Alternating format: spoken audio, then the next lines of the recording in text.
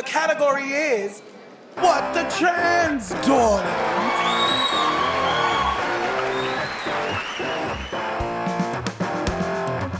Well, hello! It's us! We are back! The two of us together!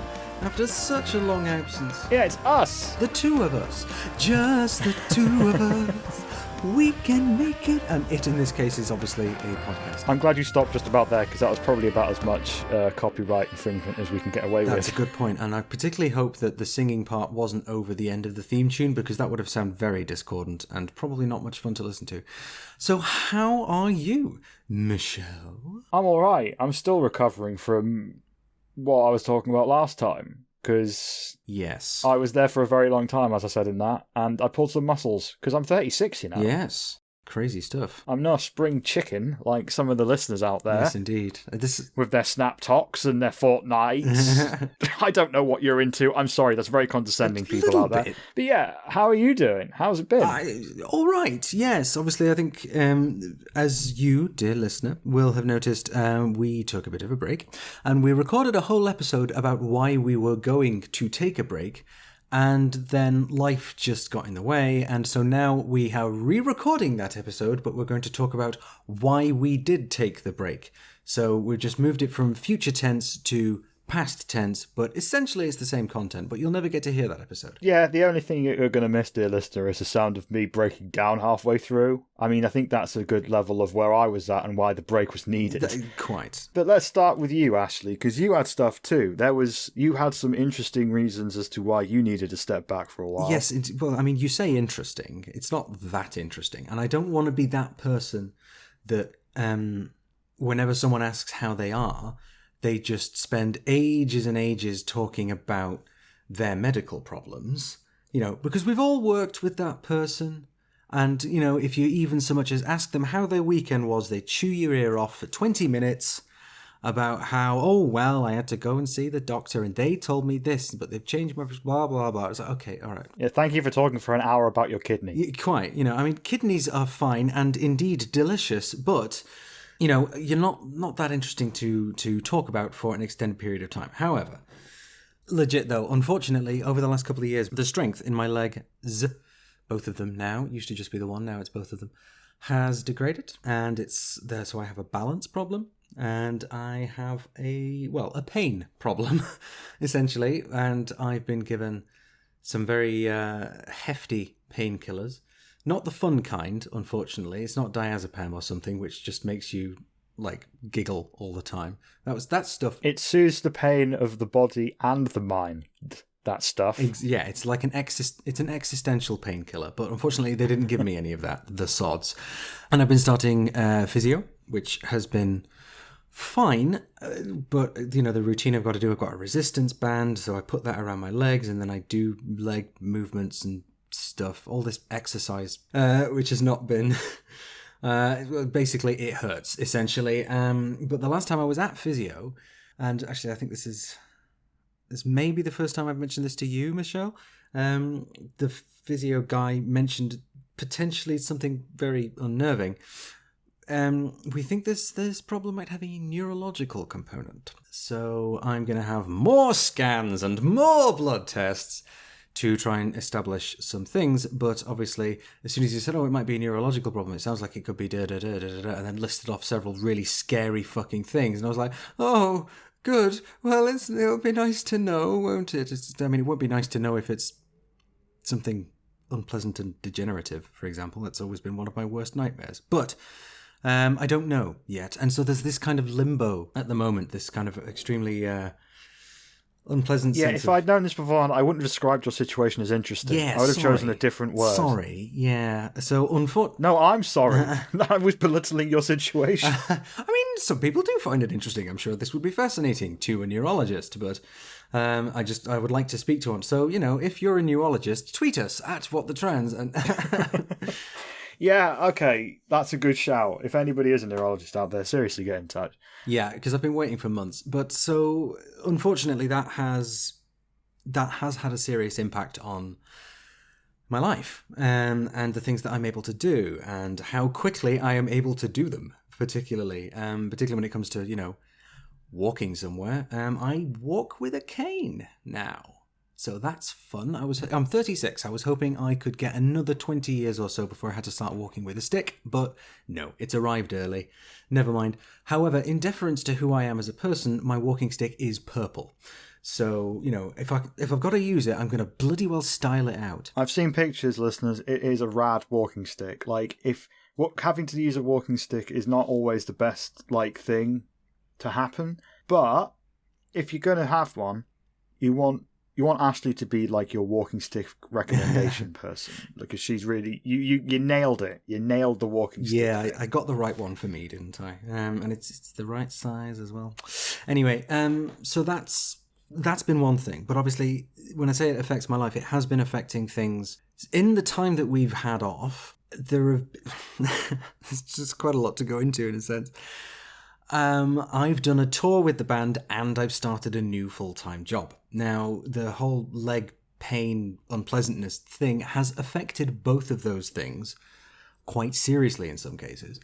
Now, I remember, I think we talked about it initially before we took the break, where I said, we're playing here, and we're playing here, and we're playing here. And so I said we were going to be playing in Liverpool, and in London, and Leeds, and then in Birmingham, and then in Leeds again, and then Nottingham and Derby and Reading, and then some gigs in Manchester. So I've done almost all of those now, with the exception of the Manchester gigs, which are it's the 5th of November, supporting Grendel. Get your tickets at, I can't remember where, but it's the day before my birthday. So I kind of don't care about the gig because it's a party for me.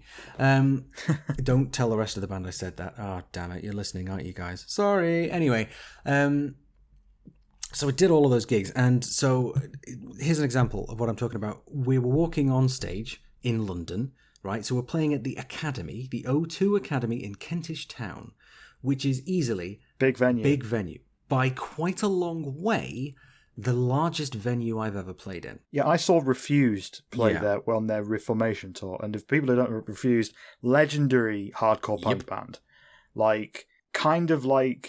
Imagine if Oasis reformed, but in the punk world. That's what we're talking about with Refused. And they sold out the Kentish O2 Academy 2 nights on the trot, and it was by far one of the biggest gigs I've ever been to that wasn't like a festival. So we're talking old massive theatre repurposed to a shitty rock venue, but one of the largest in London that isn't a stadium, basically. It's huge. And so obviously we walked in there, and all 4 of us are having a massive collective anxiety attack because it's oh my God, this place is huge. What the fuck are we doing here?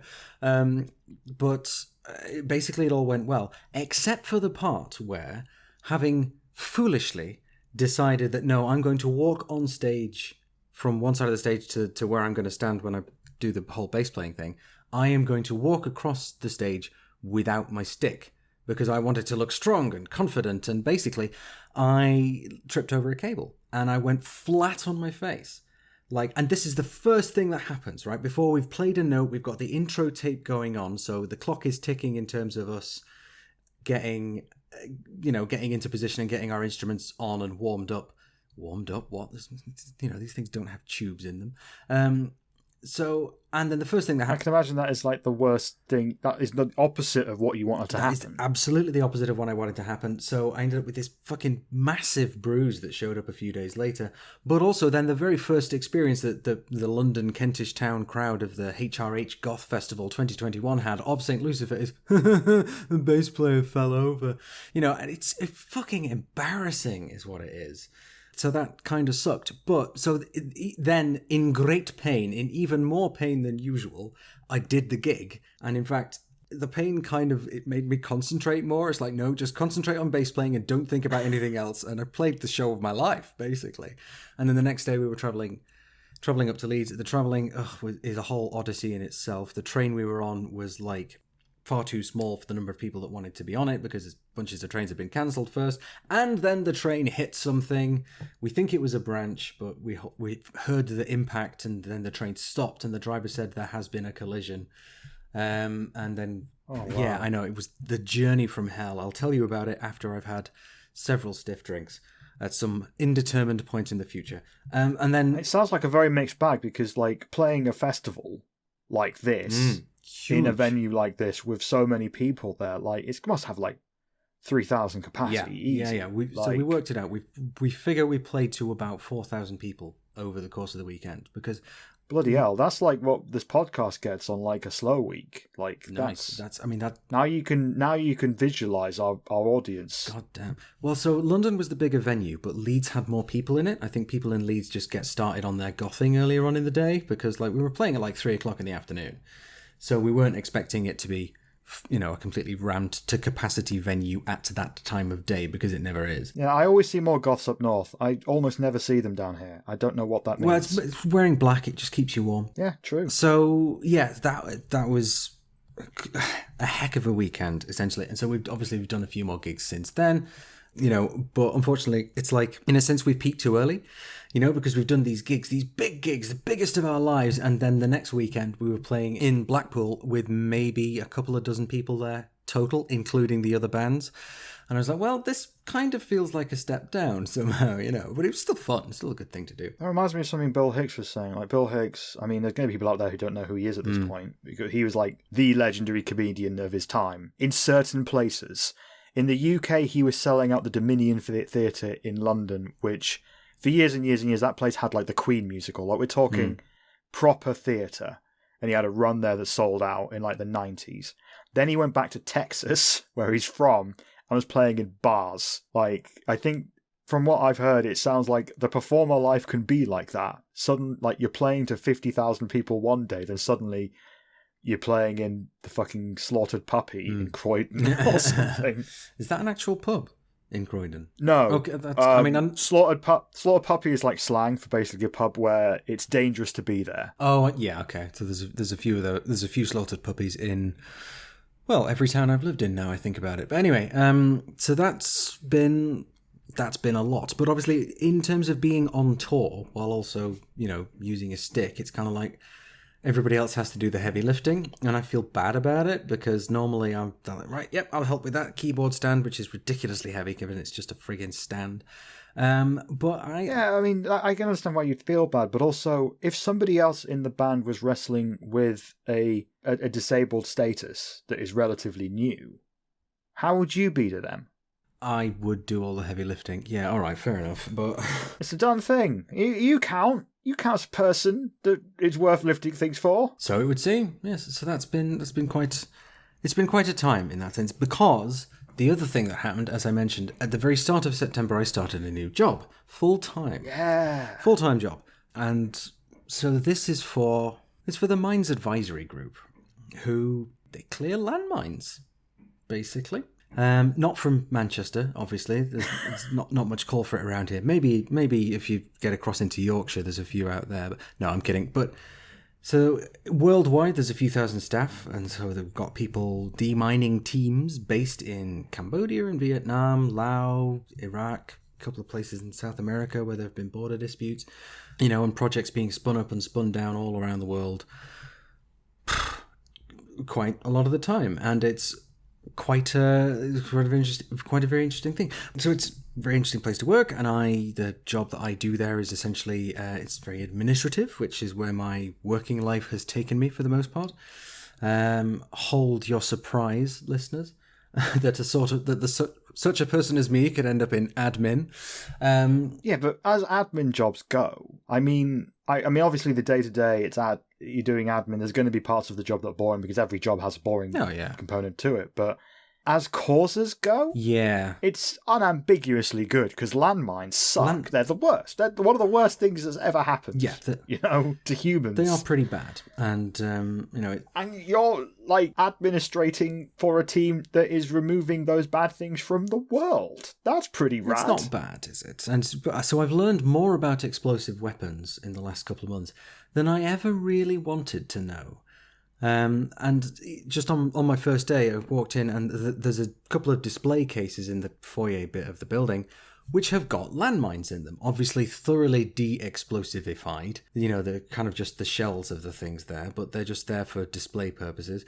But during the Tory Party conference a couple of weeks ago, which happened here in Manchester for some stupid reason... They keep doing that. They do keep doing that. I can't think of a more socialist city in the United Kingdom, and they go there. Well, there were protesters, of course, but what they want is for protesters to do something big and violent, and then they can say, "Oh, look at these woke leftists.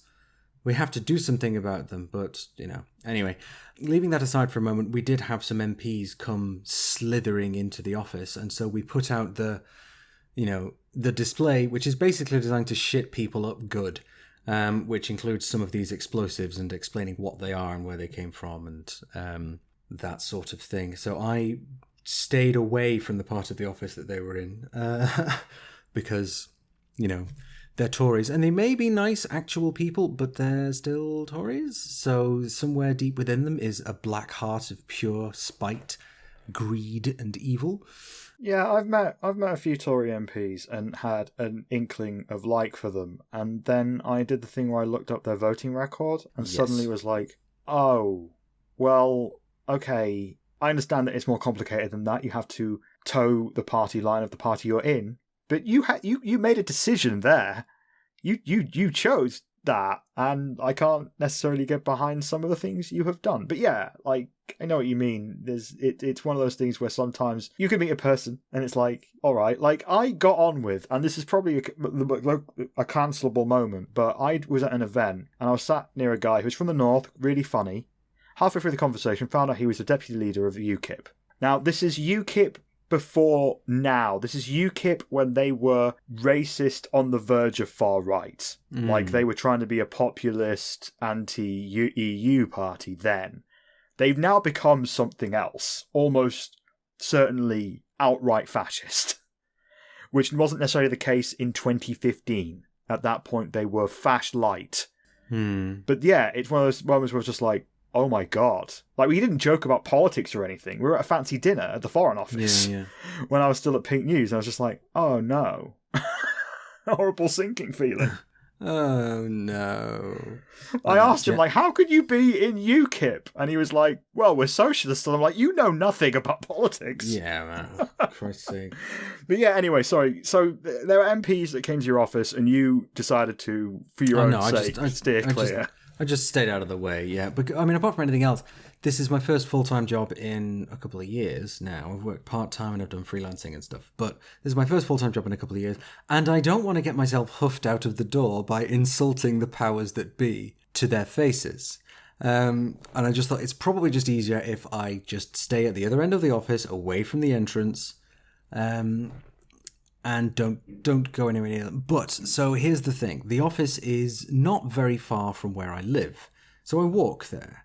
But I walk with a stick. So previously, a walk such as that, it's a few streets away, would have taken me 10 minutes. Now it's closer to 20. So now I'm like, even just getting across, over the road and going to one of the shops, just if I'm buying my lunch kind of thing, that takes me longer than it used to. And I have to get used to that. And I also have to work in where I take my painkillers based on how much walking I've done, essentially. So because you're going to take a certain amount a day. Yeah, exactly. So you've got to time it right. Exactly. So I will take the strong ibuprofen-y stuff, naproxen it's called. It's a bit rubbish, to be honest. But take that after eating something, and then I'll have the other ones after I get to the office, because that's when it hurts the most, obviously, having just walked not a particularly great distance to get there. So I'm still getting used to all of this stuff, and I'm getting used to the fact that when I occasionally stand up at my desk because I need to go photocopy something, or just, I need to talk to X person about Y thing, I will just physically go and talk to them rather than sending them an email. That while they're in the office with me, I will go and talk to them. And actually, sometimes I stand up and my legs just seize up and I have to sit back down again. And I'm just having to get used to all of this new way of being in yourself. Yeah, exactly. And it's not ideal, obviously. I would go so far as to say it's rather unpleasant at times. So, yes. So it's been a mixed bag for me. Over the time that we've been off, it has definitely been a mixed bag. Did some gigs. Woo! Biggest gig of my life. Woo! Fell over on stage at said gig. Less good. Got a job. Woo! Hurts me to walk there, though.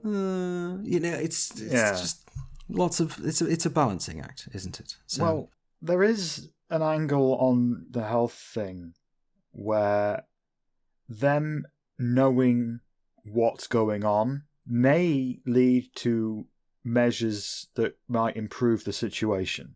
You know, like that's, if you know what something is, you can do a thing. Quite. And so this is why I'm sure my doctors are sick of hearing from me at this point, because I am speaking to them every week or every other week at this point saying, have we followed up this? Can I have a new prescription for this? Can we do this? Blah, blah, blah. So, and I get it. You know, it's the NHS and there's just been a pandemic. In fact, there very much still is a pandemic.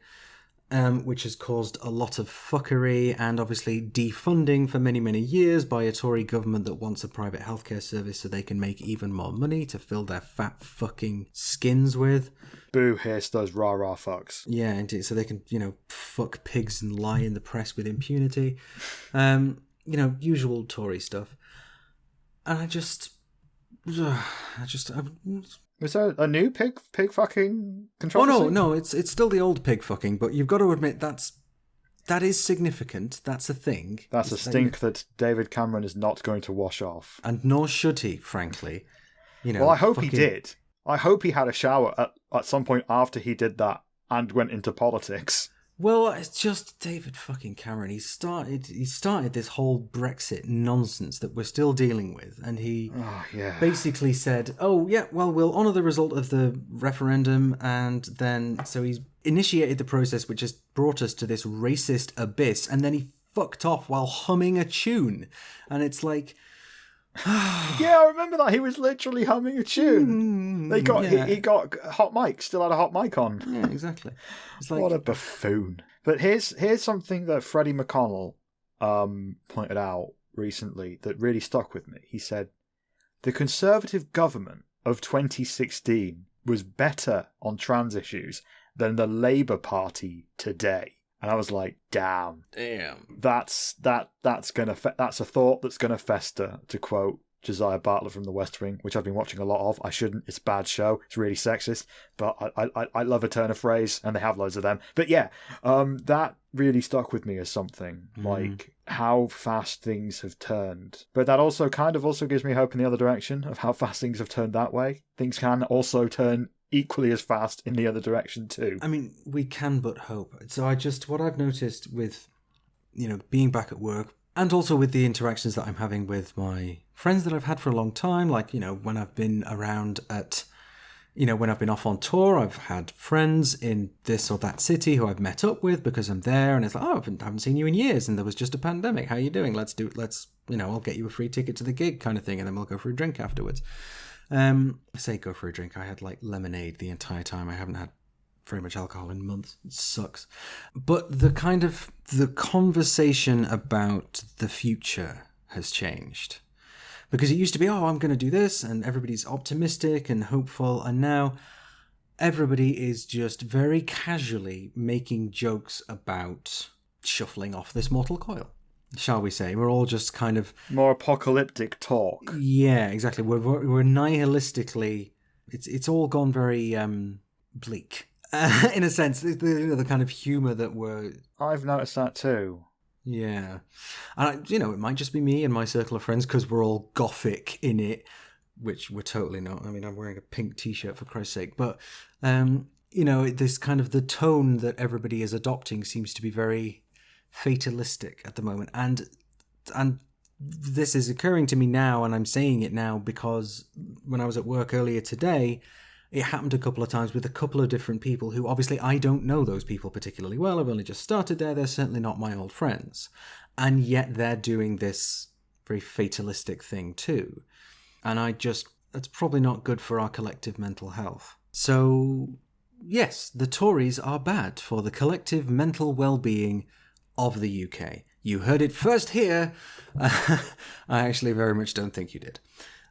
So yeah, that's been my break. There's been a lot of stuff. Some of it's been great and some of it's been not quite so great. So, Michelle, darling, let's talk about why you needed to take a break.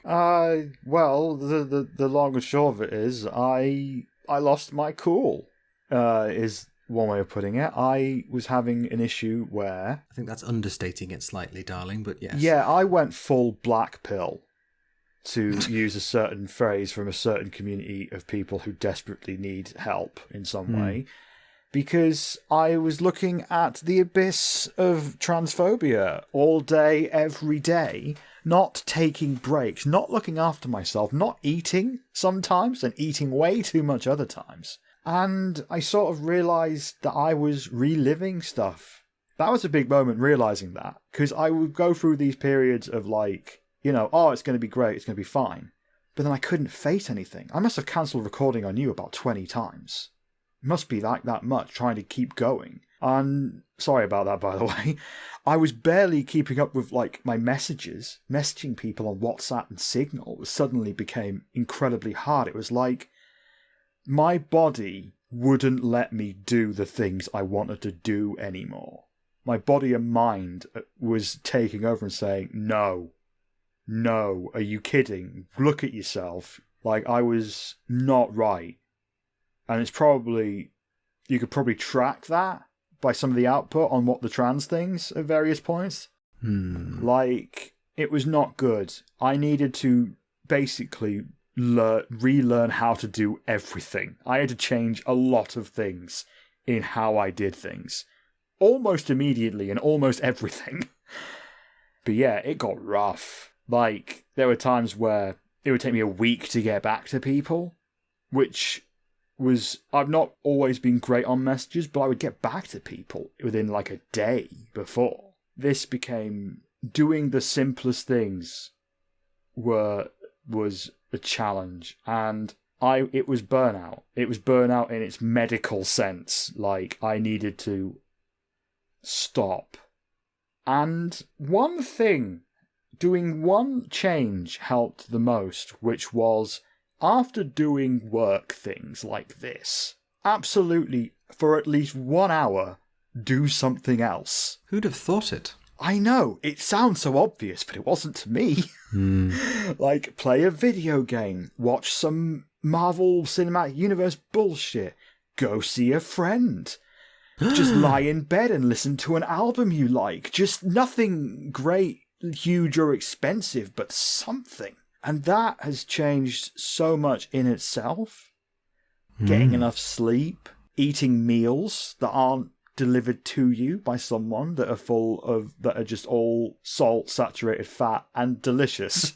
I'm not going to lie. Well, let's not pretend otherwise. Yeah. No, I ate some delicious food, but it was very bad for me, to the point where I had a blood test and my doctor was like, holy shit. Yeah, you need to take some supplements now, and you need to change your diet almost immediately. Like, the second you leave here, you need to eat a fruit. And I have done. I have eaten some fruits and vegetables. They're fine. Not a lot exciting. But yeah, so I started making better decisions after a long period of making terrible decisions. And I quit the podcast for like a week. I quit. Yes, I saw. I didn't tell Ashley. I didn't tell you before I did that. It was like 2 a.m. And it was just like, I can't even remember what was going on.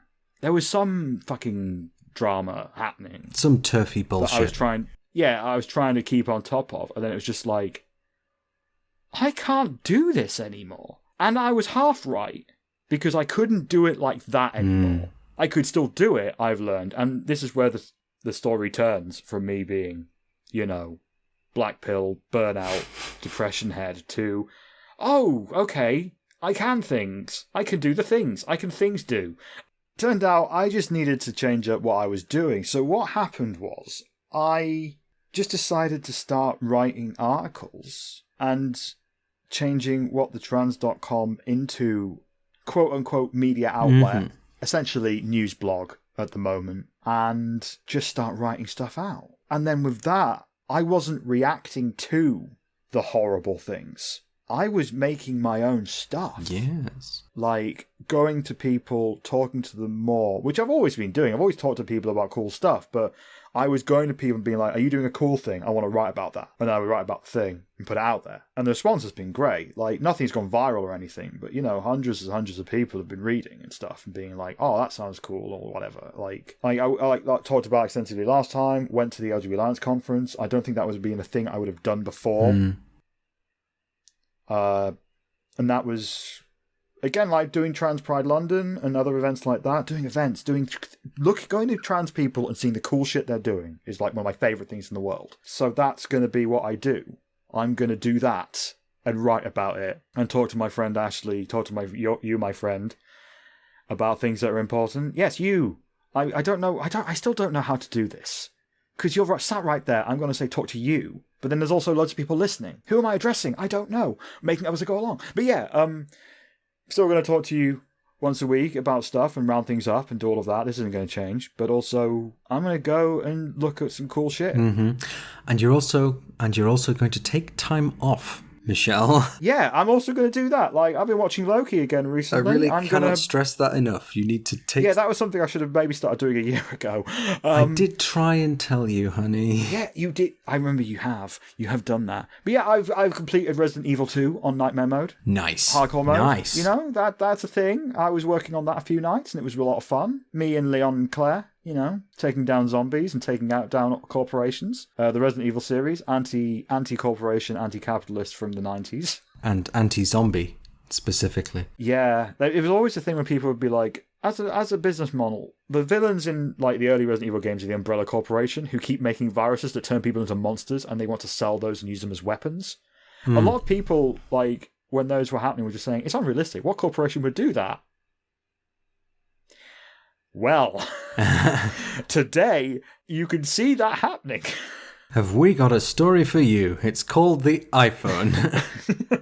Yes, basically, yes. Or the Android or whatever. I'm not specifically having a pop at Apple. Or Twitter, Facebook, all of that. It's like, oh, okay, so corporations aren't operating in our best interest. Who'd have thought it? I know, right? Like, I've read, like, not the latest Captain America series, but I've been reading I've got this Marvel Unlimited thing started doing, where it's basically all the comics ever, so I've been reading, like, the series before the newest one. Okay. Captain America stuff, you know. I've made more time for things I like, and that's made all the fucking difference. Yes. It really has. So I thoroughly recommend it. If you do things you enjoy sometimes. Whoa. And mix up those things, because I love doing this stuff. I love it. This gives me life. But, you know, occasionally, read a fucking comic. Yeah. You know, have a slightly less...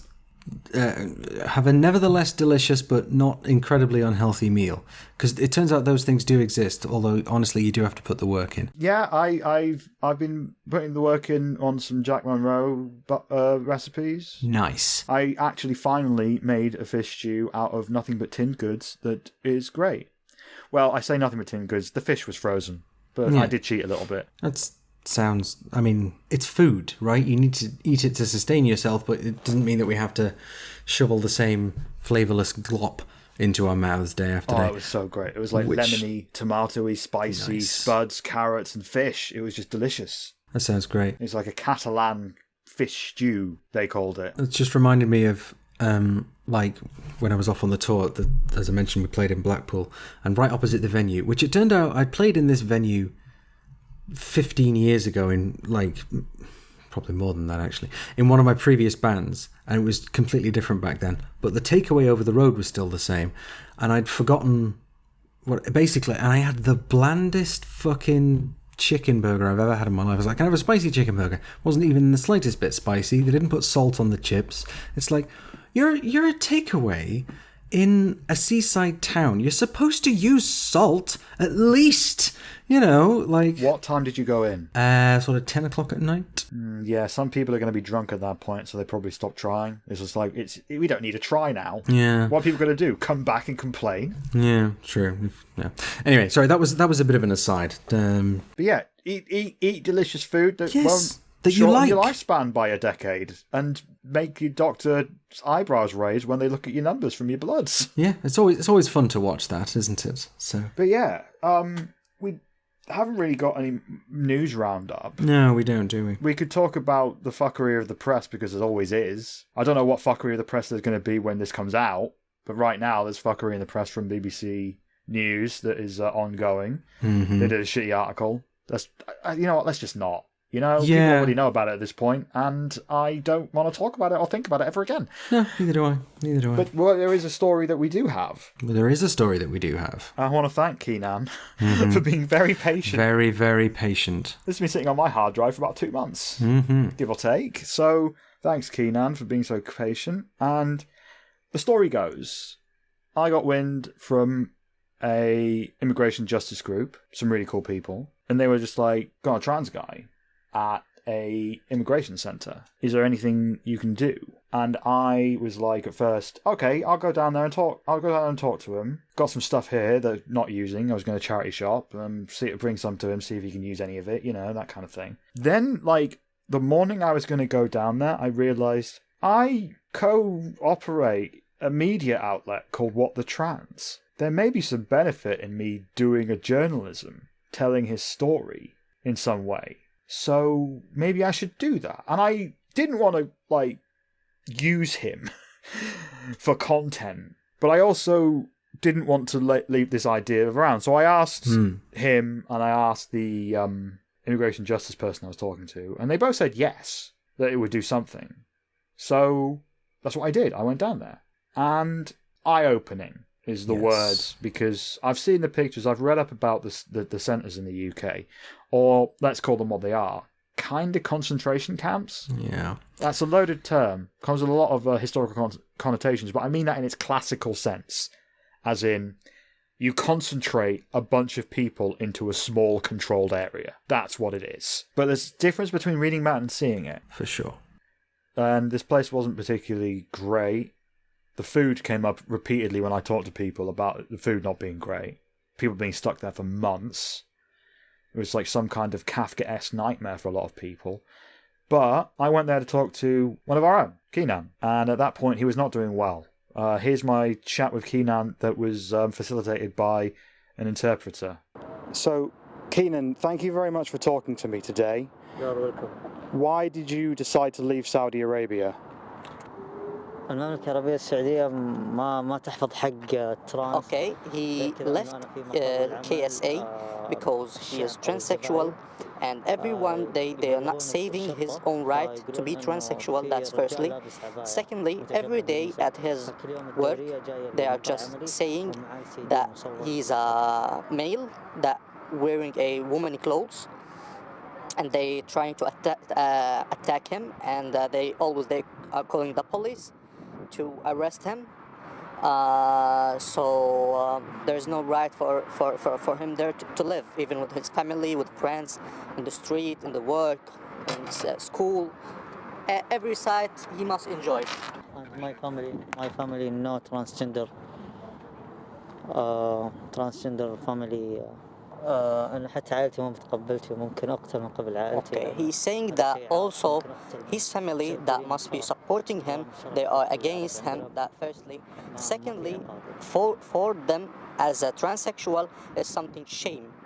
That's shame for them that he is doing that transsexual operation or just transmission or anything that related to his gender. That's a shame on him, and their decision, their final decision, he must be killed anyway. So that's the big problem, and that's the big issue, that he must killed because of his transsexual or gender problems without looking to any causes. That's it. How did you get here, Keenan? What was your journey like? عن طريق الطيارة. Okay. He's saying that firstly he took a loan from the bank, so for covering the fees of the traveling, all the traveling steps. So first he took the loan. After that he asked for a visa as a tourism visa, and then he came here without saying to anyone that he's traveling or he is escaping, especially from KSA. So that's it. Then he came here. How long have you been in the UK, Keenan? 36. تاريخ 30/6 صرت في مطار هيثرو. He is been here for 1 month and 1 day. What are the conditions like here? سيء جدا. Worst, very worst. Would you be able to give me more information on what you mean when you say the conditions here are the worst? السبب الأول The first reason is the manager of the hotel is not helpful for registering in the GP. That's firstly. Frustrating with the GP. Registering with the GP. Right, okay. ثاني سبب بعض السكان. Second reason, which is people here, most of them are Arabian, so they are seeing him as a gay, which is not acceptable for them. That's shame, that firstly. Secondly, they are seeing him as a woman because he has some feminine characteristics a little bit. Thirdly, they are giving him some inspection or seeing him from the sexual side. So that's discrimination for him. That's and they are looking at him as something disgusting. So that's it.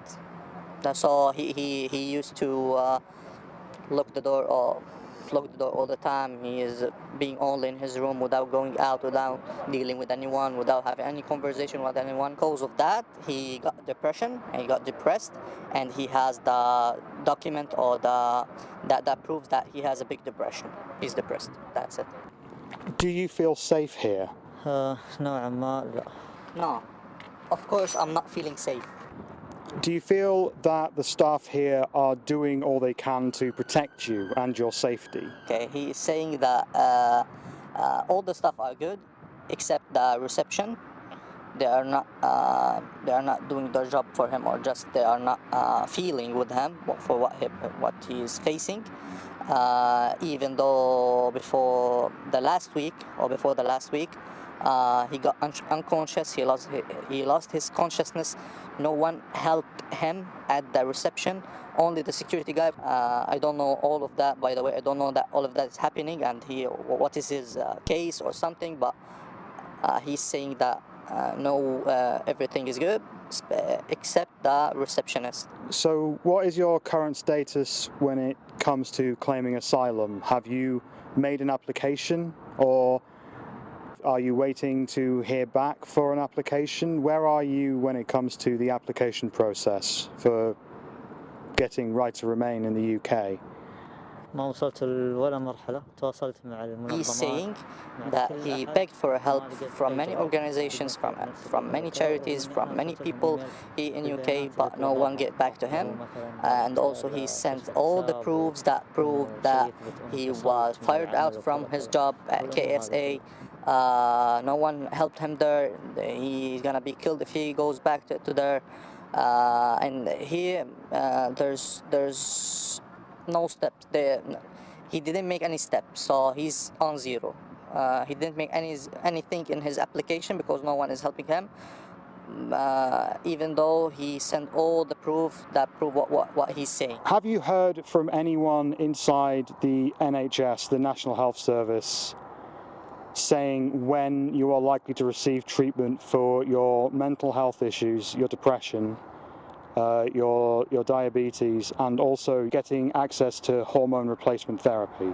لا أبدا نهائيا. No one helped me here, even though in KSA, and the hormones that he was taking in KSA without any prescription, just random hormones to help him, and sportive hormones, which is not good for it's not healthy without any prescription. So it was a random thing. If I was going to ask, what are your big needs now that are not being met, what would they be? طبعا للعلاج. All I need is healthcare, mental care, specialist in transmission operations. That's all what I need, in addition to psychologist, psychiatrist, just to feel a little bit safe and feel healthy and feel as a normal guy. I need safe too. I'm not feeling safe, so I need safety too.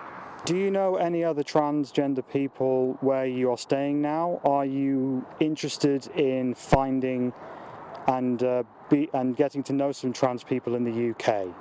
No one is trans here. The most thing I need is to make some trans friends, just to feel just to feel safe with them, to feel that they are normal, to feel himself as a normal guy with them, and just to make new friends from trans side, so he just will be living as a normal guy.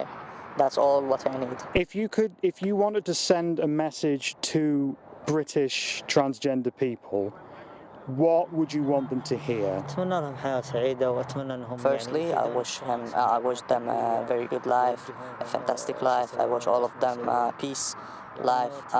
Secondly, I just want from them to hear some information, because I'm Arabian. I don't have any information about transmission and transsexual things, so I just need the help from them to give me the right information and to guide me for the right prescriptions or the right specialists. I just want the help from them to tell me what to do to live as a normal guy in a healthier way and safe way. I just want to feel myself as a human, as my friends and everyone's here. So that's all what I need from them, just to hear, just to get the advices, just to get the information, and that's it. So that was my chat with Keenan. I'd like to report and give an update that he's doing better now. He is getting healthcare needs met. Good. Slowly, but they are being met. And he has since moved to a much better place. Not a great place, but it's better. They're not designed to be great, are they? So no, but it's an improvement. It's not perfect or right, but it's an improvement. And I just saw him last week. He seemed to be doing well. His English is coming along. Like, good. About every other sentence I said, he was kind of following what I was saying at this point, because, you know, he's been surrounded by English speakers at this point and being taught English, so he's definitely improved there. And I think that's also kind of making him a bit happy in himself, because he can go to the shops now, you know. Yeah. He can do things in the world now, because I think a lot of people would underestimate what the language barrier would be like. Like, if you moved to Japan tomorrow, could you work out how to buy, like, food in a shop? Probably not. Like, go and find some flour in a Japanese supermarket. Would you even know if they had supermarkets? I mean, I would assume they would, but I'd have to wander around a lot in order to find one that looked likely. You know, I mean, I've played enough Persona to know that the Japanese have supermarkets. Well, I'm just going off, like, what the situation in Tokyo, which is apparently they don't tend to have supermarkets. They have shops that are quite small, but they have loads of them. Yeah. So you kind of go down a street, go to like 4 or 5 and get your stuff. Yeah. Kind of a deal. But anyway, you know what I'm saying. Like, I do, yes. Saudi Arabia, the United Kingdom, very different ways of operating these kind of spaces, and they're the simple ones. Like, then you get to navigating our healthcare system, and it's a nightmare. I mean, it's a nightmare for most people, really. But yeah, with the language barrier and the anxiety and the status of somebody who is a recent arrival to the UK, it must make it so much harder. So yeah, exactly. But yeah, I hope that you got something from hearing from Keenan. I'm going to put some links in the down below of places you can donate to immigrant justice groups and such. And I'm going to keep in touch with Keenan, and if he makes a request, I'm going to announce things if he wants something and he wants, like, podcast listeners to pitch in, obviously. But, you know, I hope you got something from that and learned something, because you don't hear stories like his that often. I think there's a value there, because the immigration situation in the UK is so fucked. It's so cruel, unusual, and ridiculous. And we end up in it. Trans people end up in it, because trans people have to flee places that turn bad sometimes. It happens. And sometimes they end up here, and sometimes they're treated like garbage. Out of the frying pan. Into probably less of a frying pan. I hope. Yeah, I guess that's... So yes, I've completely forgotten how to end an episode. Ashley, do you remember how to end an episode? I think we do something along the lines of thank you for listening, thank you for sticking with us. We are indeed back. We'll be back a little bit more regularly. It won't be another couple of months before the next episode. Thanks for sticking with us. And you can, of course, find us on all the usual social media channels.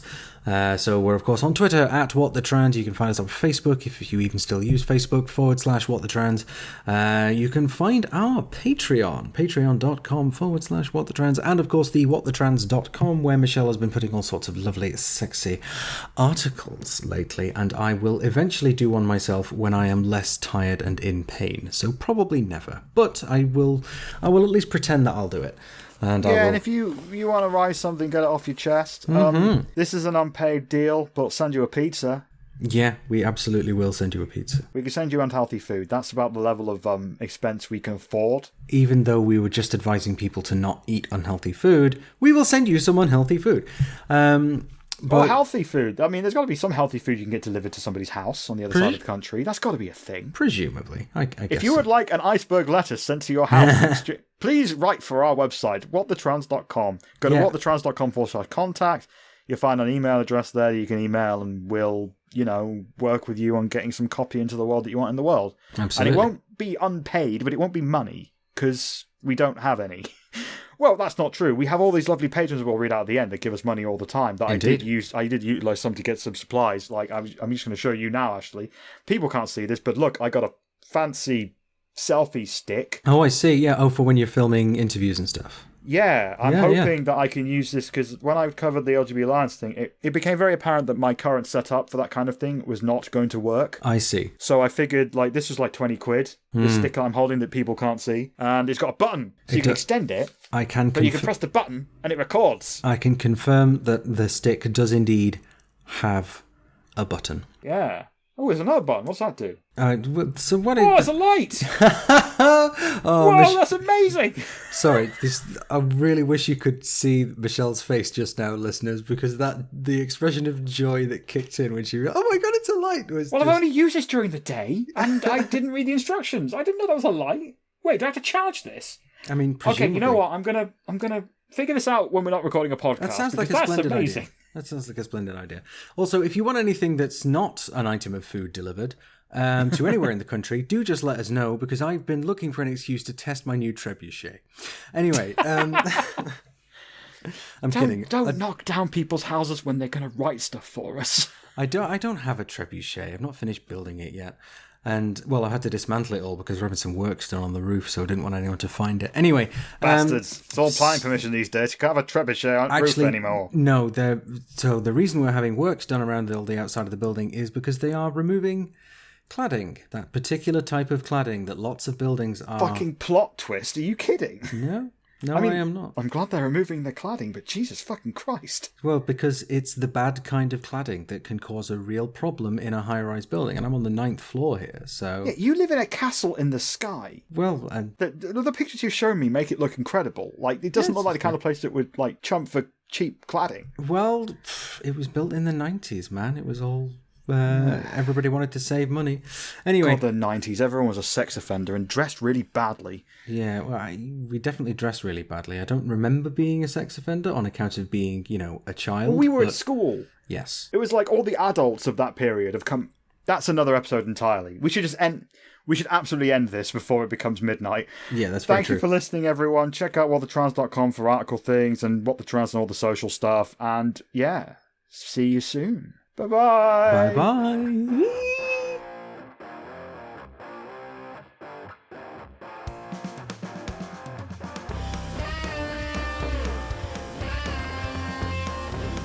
This episode of What the Trans wasn't really written by anyone. We just talked. It was produced by myself, Michelle Snow, and Ashley Talbot.